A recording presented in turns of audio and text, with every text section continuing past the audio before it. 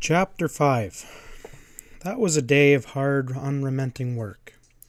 They had set Jim's home camp, 28 miles to the southwest, as their goal, and there was no dawdling along the way. Where the water was quiet enough for paddling, they paddled steady. When they came to rapids, they pulled up them unless the current was too strong. In that case, they carried around. The light snow on the portages was patterned with tracks. The clear, deep prints of a fisher, the narrow trough scooped by Mink's slim body, and somewhere the delicate tracery left by ermine, the little white weasels of the north. There was still a greater head of water in the river than they expected, and some of the rapids they were accustomed to poling proved too swift.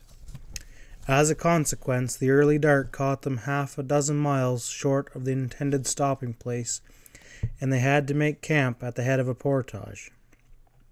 There was a good-sized fall in the river just below them, and the roar of the water was a lullaby on which they soon drifted off to slumber.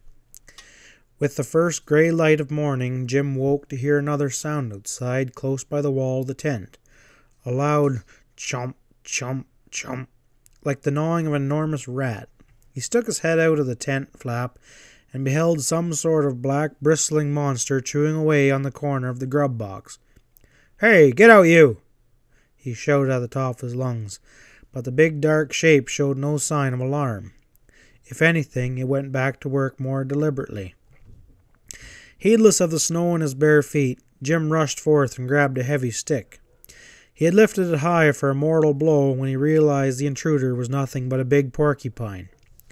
Disgusted, he lowered his weapon and caught the animal with a hearty poke amidships. The porcupine looked around hastily, its stupid black face comic with a surprised pain. Then it swung its unwieldy body and waddled off at a slow pace towards the nearest tree. Lindsay had been watching the affair with glee. "Look out he don't spring at you," he laughed. "Bear's mighty big this time of year." "Oh, shut up," Jim answered sheepishly. "I knew all the time it wasn't a bear. Just wanted to keep him out of the provisions, that's all." He returned to the tent, rubbing his chilled toes with the blanket cloth coat, and got into his clothes. They pushed on up the river, stopping only a few minutes on Jim's main camp. The rim of ice along the shores had widened in the night, and no words were needed to urge them on. They were racing with winter in a deadly earnest. A south wind was blowing when they reached Squaw Lake, and they bucked into the teeth of it, paddling hard for nearly 3 hours. Finally, near mid-afternoon, they pulled abreast of the little camp where they had left the fish and moose meat 10 days before. To their joy, the cache was safe. It was required only a few minutes to stow the frozen cargo in the canoe and set off down the lake once more. "Here," said Jim, as a big wave nearly swamped the stern of the boat. "What's the use of working with wind like this? Give me a hand with that tarp." They tied 2 corners to Lindsay's paddle and lashed it to the front of the setting pole. This they set up against the forward thwart. The wind filled their improvised sail, and with Jim steering in the stern, they went forward at a 6-mile clip.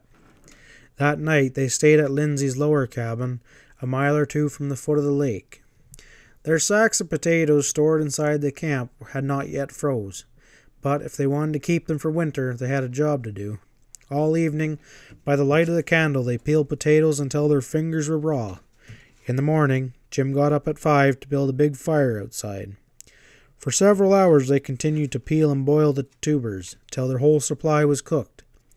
As soon as they came off the fire, they were mashed and packed away tightly in a 10-pound tins they had brought for the purpose. Lacking a cold-proof cellar, this was the only way potatoes could be kept edible in a trapline camp. "Thank goodness that's over," sighed Jim. "Now we got just time to make Grave Lake before night." "What?" Lindsay cried. "Do we have to start today? I'm ready for a rest." Jim was tired too, but he shook his head. "What day is this?" he asked. "The 23rd, isn't it? We told Ma we'd help 'em move to Waba on the 25th. That's about the last we'll be able to use the canoes, so if you'd rather walk carrying a winter provisions, you just say the word." "Ouch," said the boy ruefully. "No thanks. I'm ready to start as soon as you are." Luckily the wind had died down in the night, and they encountered fairly easy paddling on the way back towards civilization. They travelled light, leaving Jim's canoe at the foot of the squaw, for there were other craft stored at Nakina. All that they carried, besides their sleeping equipment, guns, and provision, was Lindsay's half of the canned potatoes. These they left at his headquarters cabin at Poplar Lake next morning and shoved on to reach town before dark. Miss Vanderbeck welcomed them home with open arms, and they sat down to a supper that made their mouths water, for after 2 weeks of wood fare it was mighty scrumptious. The women folk had completed their preparations for the journey to Wapping and would be ready to start next day. To complete the family's good cheer, a letter had come that morning from Big Lindsay in Toronto. It was full of his old dolleries, a letter that really sounded like himself.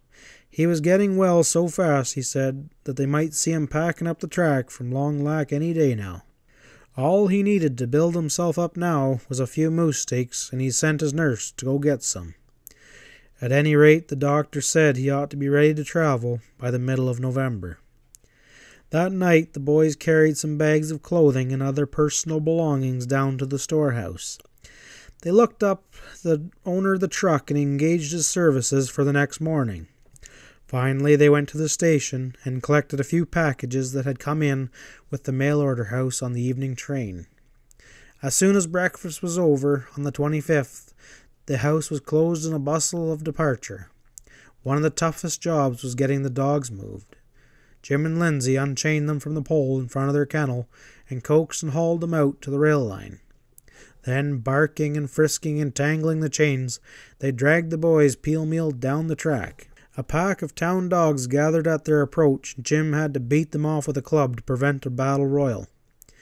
Fortunately, the truck was waiting, with Miss Vanderbeck on the front seat beside the driver and the girls sitting on the provisions, which they had loaded themselves. It was a comparatively easy matter to pile the dogs in the rear of the truck and climb up after them. Then, with a clamour that could be heard for a mile, the whole menagerie set out for down the lake. They travelled in 4 canoes, Miss Vanderbeck and Mary in one, each of the boys paddling alone, and Ida, a capable canoe man as any of them, handled a 16-footer by herself. The duffel and the dogs were distributed among the 4 crafts, and they were ready to shove off. Fortunately, it was a clear, pleasant day, with a light wind blowing from the south. They sped along down the lake, singing at the paddles. The portages took time, for it was necessary to make 2 or 3 trips over each one. However, they got to Poplar Lake in time for a late lunch and pushed on cheerfully throughout the afternoon. This was a trip they always enjoyed. Ever since the children were small, they had spent their winters deep in the bush. Living was cheaper there, where game was plentiful, and the family camp was handy to the traplines on which so much of their livelihoods depended. The route to Wapping lay to the eastward, down a chain of small lakes. There was one long carry of 1.75 miles, and dusk was falling when Jim and Lindsay staggered over it with the last load. "Let's go on and camp at High Hill Portage," Ida called. "We can see to paddle that far, and there's no good camping ground around here." They went down an L-shaped lake in the gathering dark, and landed at the foot of the formidable-looking trail that mounted straight upward 200 feet to the top of a wooded ridge. The girls pitched the 2 tents while the boys cut wood and built a fire, and their mother busied herself with supper getting. It was a jolly family that sat around the blazing logs that night. Jim and Lindsay had tall tales to tell about their adventures down the squaw, and the girls gave their own account of events that had taken place in Nakina. The cold shut down in the still air. All night long the ice crystals were forming at the edge of the ponds. It was a desperate undertaking to pack the duffel and provisions up the frozen hill next morning. After a few futile attempts to carry the canoes, Jim decided there was enough snow to drag them up. They reached the top without mishap, and were soon marching down the more gradual descent on the other side. It was necessary to break ice to launch their flotilla in the cove at the head of the lake, Wapping. However, the sun was bright overhead, and the steady swing of the paddles was exercise enough to keep them warm.